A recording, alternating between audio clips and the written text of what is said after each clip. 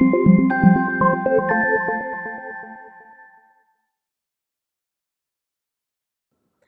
Jewish Mom. So last week we were talking about the constricted consciousness of this time period, the 63 days of danger, ranging roughly between Shavuot and Tisha B'Av. So this is a time of constricted consciousness. So if like you're feeling down and angry and in a bad mood and angry at this one and angry at that one, then you're right on time because this is the period of constricted consciousness. And more than any other time of the year. So I want to talk about that. I want to talk about this more as I did last week about dealing with challenges and constricted consciousness. So I wanted to start out with a story. So my 10-year-old son, Yoel, he just left early this morning, to go and see his grandparents he's going to be in North America for a month. He's going to be spending like a week and a half with my parents, and then another 2.5 weeks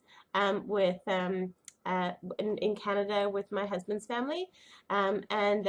So he left, and he's on his own he's going to be on his own big boy thing to do, flying in his own unaccompanied minor and going to Baltimore and going to a camp there. And so before he left, I said, Yoel, one thing I want to ask of you is that Saba and Safta, when you're with them, I want to make sure that every day you say at least 5 sentences to them. And one of those sentences should be a thank you. Thank you for the summer camp. That you're sending me to. I'm really enjoying it. Thank you for the ice cream you bought for me. So for a boy, and to be spending a day with his grandparents and only say 5 sentences, this sounds like a very, very low expectation. But Yoel is not a very confident English speaker, to say the least.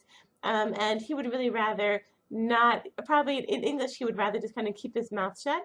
Anyway, even in Hebrew, he tends not to be, he's more of like a bookworm. He's like not really a big talker, more like a kind of like, like you can see him, if you could see behind the book over his face, then if you can see through the book out over his face, then that would be good. But so I told him 5 sentences a day.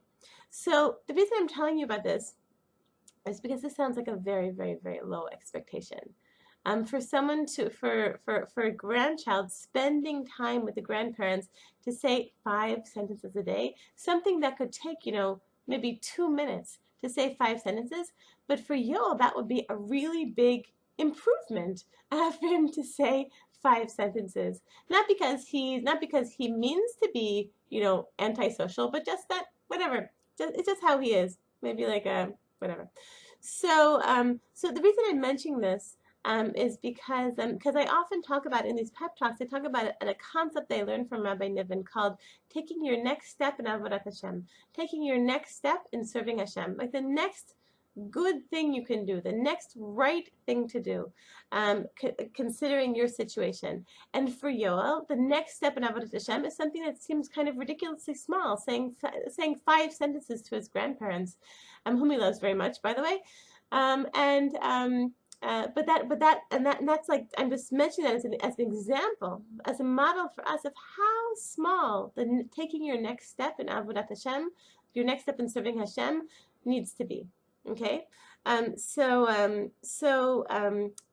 want to just talk about. I was speaking with a friend this Shabbat, and she was telling me that she had a very, very, very difficult week. For various reasons, she got very depressed this week, and she told me, she said I felt like I spent this week in a dungeon, right? And so we were talking about that. As someone who's experienced, periods of depression in my life, so I could relate to what she was talking about, and I think that that relating, just thinking about this idea of taking your next step in Avodat Hashem when a person is in severe constricted consciousness. So you can just think. I mean, I know that when I get into that mode. So it's easy to think, like to just think, I'm completely cut off from Hashem. There's nothing I can do right now to serve Hashem because I'm completely cut off from Him. Why, why is He doing this to me? He's left me alone. I have no koach, no energy to do, or headspace to do anything. But even the smallest when you're in that situation, this is what I said to my friend who spent this past week in a dungeon.